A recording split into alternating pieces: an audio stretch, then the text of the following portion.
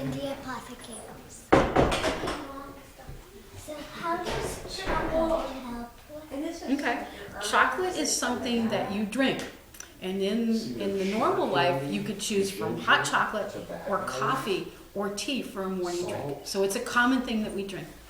But chocolate is really good because it's thick, and when you swallow it, it helps to take away the scratchy feeling, the itchy feeling in your throat, and also helps to settle a cough. So it is a form of medicine in that time. Not only can you really enjoy drinking it, but it helps your throat. What do you think? Do you think you're going to ask for hot chocolate next time you have a cough and a scratchy throat? Yes, it's probably the best cure I've ever heard of. Yeah, I think it's a really good one too. Okay, what other question might you have? What's the best cure for a headache? A headache. Well, it kind of depends on what kind of headache. So I'm going to pull something out here. Today, have you noticed that sometimes people have little pillows and they put them and over their eyes and they lay down for a while? So they have little minor headaches, maybe tension headaches, eye headaches. Do you want to smell that and tell me what you think that is? Lavender, absolutely. Little pillows would be filled with that. But people even back in the 1700s knew that lavender was good for headaches. At home, you could make a mixture of rose petals and vinegar, put it in a glass jar, let it sit in the sunlight of a window for 40 days, every day mixing up those rose petals and vinegar. And after the 40 days, take a strainer, separate out the petals from the vinegar, and then take the liquid that's just the vinegar with a little bit of the smell of the roses, put it on a cloth, put it on your forehead and lay down. That's really good for a nausea headache. Okay. There's also something called laudanum, which has opium in it, and that's when you have a really bad headache. But if you've got a nausea headache, you don't want to take that medicine because laudanum will make you nauseous and want to throw up. So there are a whole bunch of different things that are good for headaches.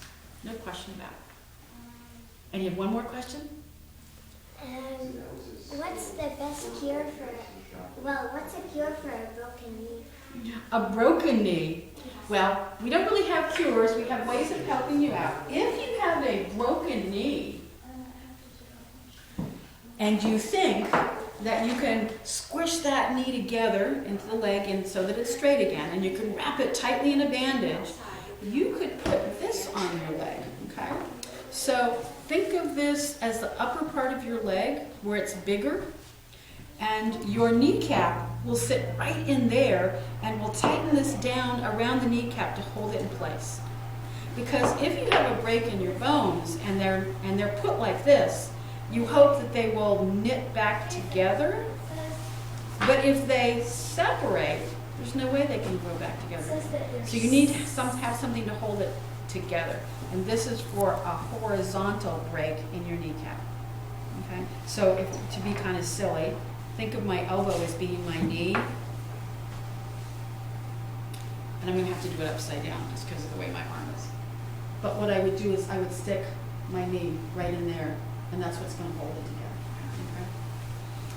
So that's a good question because that's kind of a really interesting kind of contraption. This one, if you had a broken arm and you thought it would grow back together again, straighten out those bones. And let's see if I can do this without taking my cap off.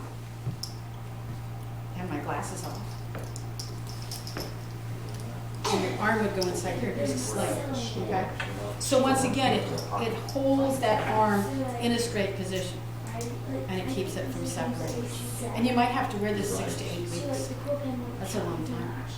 And in my time, there's lots of medicine that doesn't exist yet, lots of ideas that don't exist yet. So if you had an arm in a sling like this, I'd have to tell you that after your arm is healed, and you took this sling off, you just wouldn't be able to play the harpsichord the way you did before, because you wouldn't have that range of arm movement.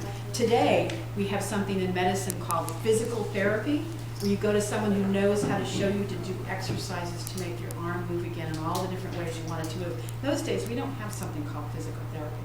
So your arm would end up being stiff unless you yourself said, okay, I'm going to make my arm better, and I'm going to move it around, and I'm going to make sure that I can do this again. Okay? So there you go. Does that answer your questions? Yes. Okay. Jillian? Thank you. You're very welcome, sweetie. That's a modern thank you. You know the old style thank you? Yeah.